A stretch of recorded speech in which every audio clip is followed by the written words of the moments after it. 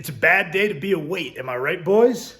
Today, we're gonna be doing battle with 5 plates, so body weight plus 225 on the dips. Heaviest I've gone on these since adding them in, just making sure I give myself a nice runway. I think that's a central principle of strength training, is to give yourself runways on new patterns, just for safety. And I think that's really useful. Just lead up into it, a little higher reps, then taper them down. Don't go straight into heavy 5s necessarily. Just give yourself a little runway. Excited. I think I need 6 here to beat where I was at when I was pushing the heavy dips as an assistance when I was chasing the 600 bench. So bit of a milestone, make sure I'm at all-time strength. I'm fired up. And related to the old cheesy doing battle phrasing, it reminded me of something I thought I might tell you guys. Many years ago, I think I was on like the powerlifting, like some kind of lifting subreddit. And it was just like a comment thread, and I said something about how I was on the quest for a 455 bench, and this guy gave me a really hard time. He's a known guy. He's like, fucking sub-junior lifters, my quest. Listen, buddy, many years later, I benched 600, and I'm still questing out here. How do you do? You like me and I like you. Come and take me by the hand, 'cause I wanna be your friend. How do you do? You like me and I like you. Say, how do you do?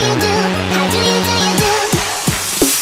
When I'm going on a summer holiday and my plane leaves to a place so far away, I'm so happy 'cause it's time to celebrate. Oh, I feel like I could dance. Whoa, different people all around the globe don't know what to say when there's a stranger. I will show that there is a way you can communicate. Everybody understands. How do you do? You like me and I like you. Come and take me by the hand, 'cause I wanna be your friend. How do you do? You like me and I like you. Say, how do you do?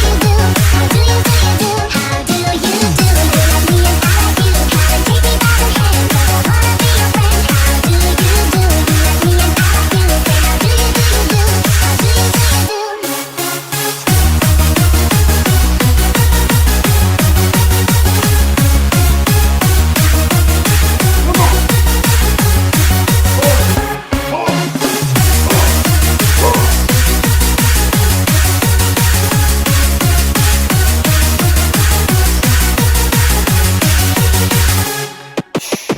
It's so easy when you want to make a friend. When the sun is shining in a distant land, there's a certain feeling that surrounds your mind, and you feel like you could dance. Whoa, when you go into the south of Africa, to America or to Australia. Also, my pecs are a little tender from pressing last week still. I'm not afraid to train while sore. I think in bodybuilding context, it's just not necessary. But in a strength training context, it is what it is. Sometimes you're sore coming into secondary bench. As long as you warm up well, I think it's perfectly safe. Your body limits your force output. Boom, pow, ka-chow. It's fine sometimes, right? Context dependent. But one thing I'm going to do today is my dip bars they're not parallel. They run at an angle. So I'm going to choke my grip up a little forward a little bit more and take a little bit closer grip, which should make it a little tougher on my triceps, a little easier on the chest.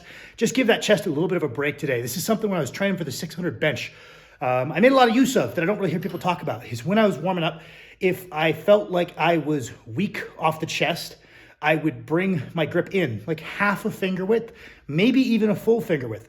And if I felt like my off the chest was great, but my lockout felt a little sticky in my warm-ups, I would widen my grip out and make that trade away. Usually closer grip, better leverage for more power off the chest, more work to do at the top half of the lift, wider grip, a little tougher to get it moving off the chest, a little smoother lockout. And I would make that small trade away in the same session. I know a lot of guys use like a 1 finger width closer on their volume day. And I think that's a great habit some guys do if they're wider grip benchers and they want to make their volume day a little bit more developmental.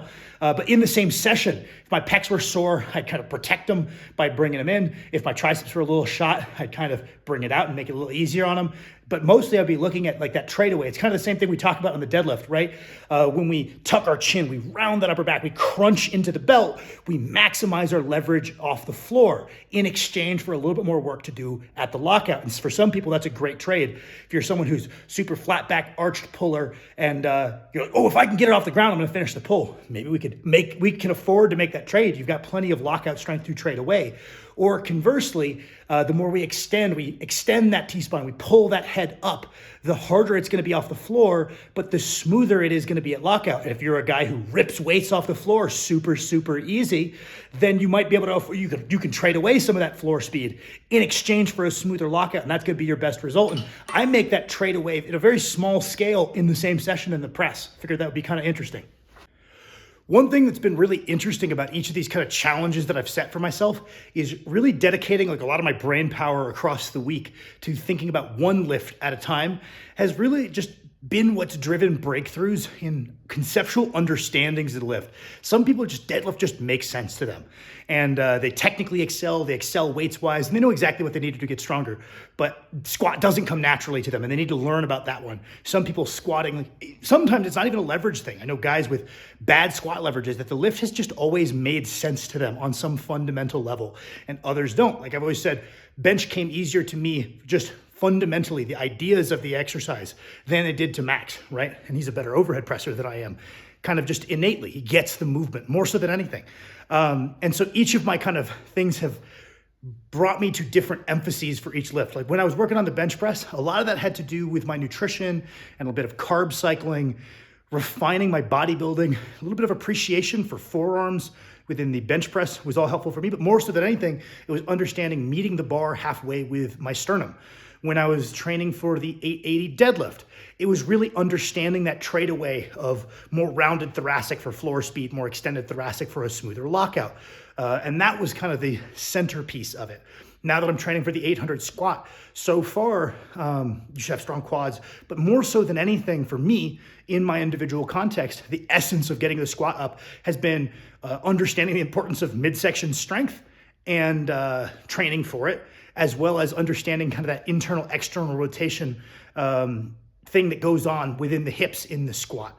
And what I'm finding is maybe with this little side quest on the dips, a big essence of it, a lot of the same stuff from the bench press has proven to be very helpful for the dip, but a lot of it is when you're doing more developmental sets, really making a point to allow the pec fibers to lengthen quite a bit. And when we're doing heavy expression-centric sets, you know, not like necessarily trying to gimmick it as much as we can for a competitive advantage. We still want to be developmental, but no matter who you watch, when they go to their heaviest dip, they leave those pecs a little shorter, tip into that bottom position, and kind of protect those pecs a little bit more. And understanding that spectrum of like developmental reps, we allow that chest to open.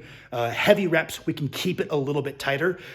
Depending on what your goals are, if you're a competitive street lifter, you want that to be a really exaggerated spectrum of like developmental dips over here, maximized efficiency dips in the middle. But even someone like me who's kind of focused on being more on the developmental side, somewhere in the middle, there's still going to be that spectrum, and understanding where each rep was on that spectrum seems to be a big part of this equation. So that's kind of fun.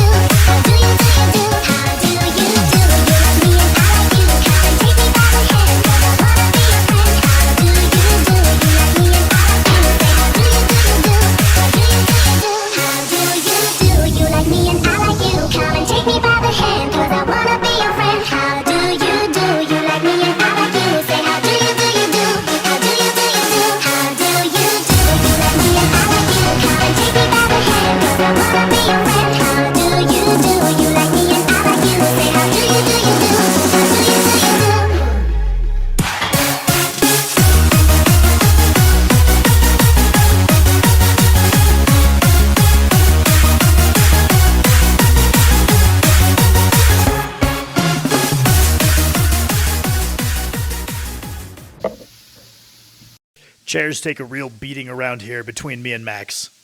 All right, what's up, boys? Pardon if you can hear some sizzling in the background. Klonger is cooking us up some chicken to have for dinner.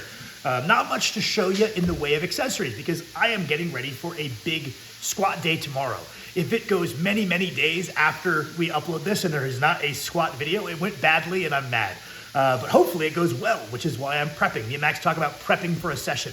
And all that really means is like how long before that session, do you really lock into 100% perfect outside the gym variables and live life with that lift in mind with all of our decisions? Like, obviously we still have to go to work, we still have to do all these things, but in the back of your head, you're always like, all right, I've got all of these check boxes to make sure it's a good day. When we're new to the gym, it's kind of just a crapshoot whether we have a good day or a bad day.